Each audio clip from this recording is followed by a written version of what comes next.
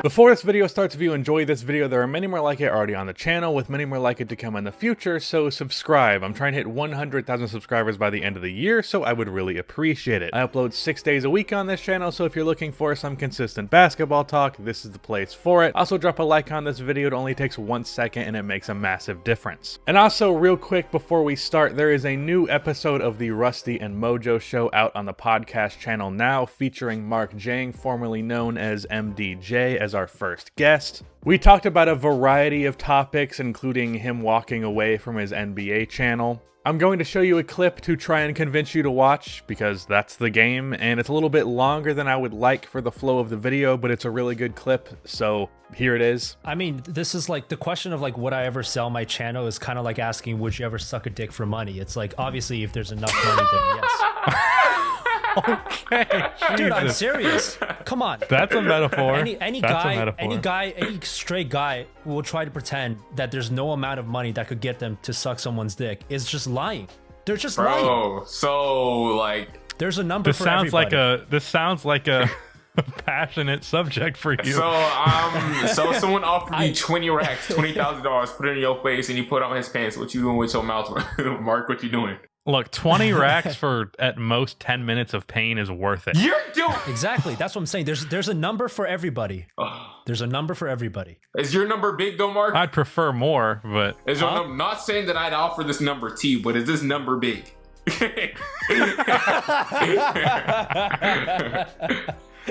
This was easily the best podcast that I've ever recorded. It was really funny and just a great conversation, so go give that one a watch. But with that long intro out of the way, today I am talking about James Harden and whether he is underrated or overrated. In terms of an actual talent, James Harden is one of the most controversial players in the league, and he's been recently controversial in general for other reasons. But today we are going to focus on his game, because what you just saw was a rabbit hole I have no interest in going down. James Harden has been one of the most prominent superstars in the league ever since being traded to Houston, and especially in the last 4 seasons. But his game is incredibly controversial. His playstyle varies from people loving it to some thinking he represents the worst parts of modern basketball, and with his somewhat spotty record in the playoffs, some comments that seem to suggest his drive to win isn't there, where it seems like he values winning an MVP over winning a championship, he gets quite a bit of hate. But also, he's been the leading scorer in the NBA over the past 3 years, and he won an MVP in 2018, so he's clearly very good, and he has a surprisingly strong and not so very nice fan base. With all that said, the opinions of James Harden can be quite split. So is he underrated or overrated? Let's talk about it.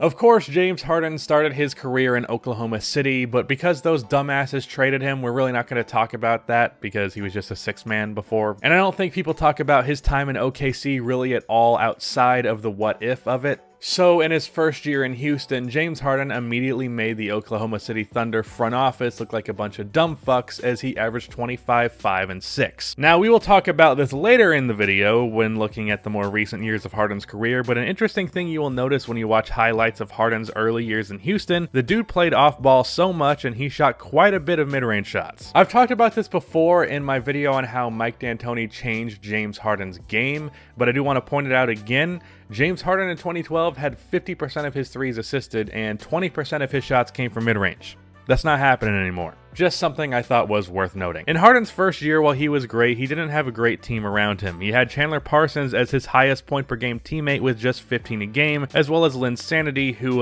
was not Linsanity in Houston. But then in the offseason, the Houston Rockets signed Dwight Howard, who was a very good player. I don't know why people seem to think that Dwight was just this awful player as soon as he left the Orlando Magic, but he was still a walking 18 and 10, being one of the best defensive players in the league at this point. So these two, along alongside Parsons and a few role players like Jeremy Lin, Patrick Beverley, and Terrence Jones, won 54 games, but they lost in the first round of the Portland Trail Blazers off of the first series-ending game winner of Damian Lillard's career. In this series, Harden shot just 37% from the field with an overall 52% true shooting percentage, so that is a rough start to his playoff record as a star-level player. I'm not going to focus in on the playoffs for Harden all that much in this video because I have a video planned for next week on his spotty playoff record, but please keep it in mind that that is a thing that James Harden often gets a lot of crap for. Next season was actually a year that I feel is really underrated for Harden because Dwight missed half the season and the team lost Lin and Parsons and only gained Trevor Ariza, who was arguably worse than Parsons. Under those circumstances, Harden led them to 2 more wins than last year, averaging 27, 6, and 7 on 60% true shooting. And on top of this, in the playoffs this year, James Harden got the team all the way to the Western Conference Finals, where they would lose to the Warriors in 5, but being the level of help that he had,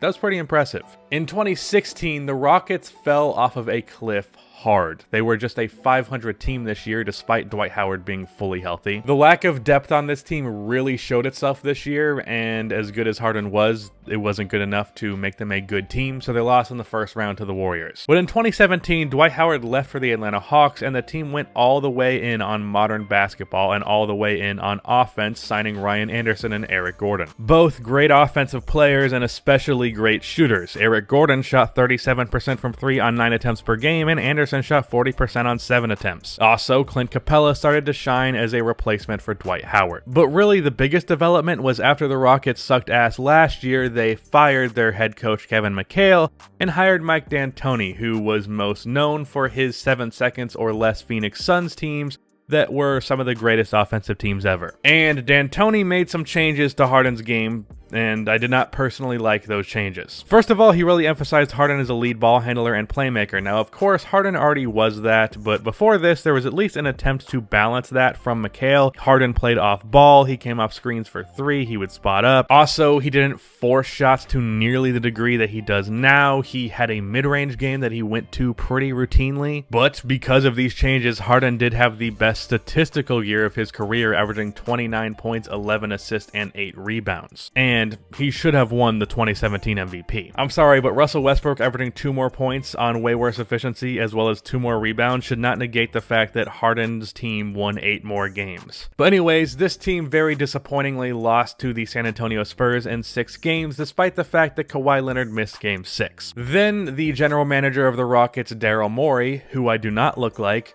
fuck you, traded for Chris Paul, which for me was kind of exciting because I was like, hey, maybe James Harden is going to play off ball. But no, it was Chris Paul who played off ball. Now, to be fair, these two created one of the greatest regular season offenses of all time, and if Paul was healthy, they probably win the 2018 title, but of course, that wasn't the result. 2019 comes around and it's a pretty similar story, except even more sad. Then the Rockets trade Paul for Westbrook, and we have the Rockets as they are now. Harden had kind of a rough year this season. It's been up and down. Statistically, he's been perfectly fine, but there's also been plenty of games this year, and even a long streak of games where James Harden did not appear to be the best player on the Rockets in place of Russell Westbrook, and that should never be the case. But that is Harden's career to this point. He started off his career in Houston with a very deep offensive game, and Mike D'Antoni came around and he really simplified it. But in fairness, while his game was simplified, it was also amplified in the process, as Harden's scoring has gone nuclear over the past couple of years, averaging 35 a game in the last 2 seasons on some great efficiency. But I'd argue he has become an overall worse player from this change because it makes him more predictable, which hurts him in the playoffs. But again, that's bleeding into territory of a video that I want to do later, so I'm gonna shut up. And I do want to make something clear, by no means do I think that Kevin McHale is a better coach than Mike D'Antoni, not even close,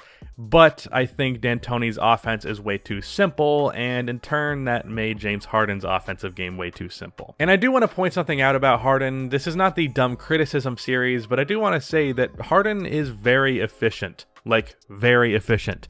Please stop using field goal percentage in 2020. Over his entire career, he has an over 60% true shooting percentage, and that's the same with his last 3 seasons as well.